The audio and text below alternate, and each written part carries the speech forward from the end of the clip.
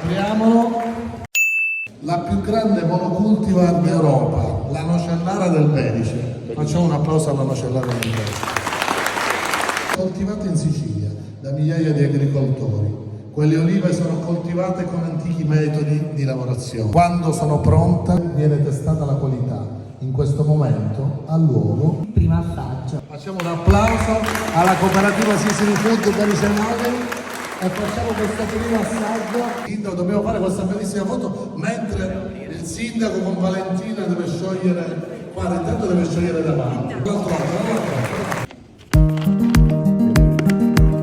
Non so che viene voglia di infilarsi qua dentro. No, aspetta, guarda che colore spettacolare. Ma con Valentina tutti, come i migliori matrimoni.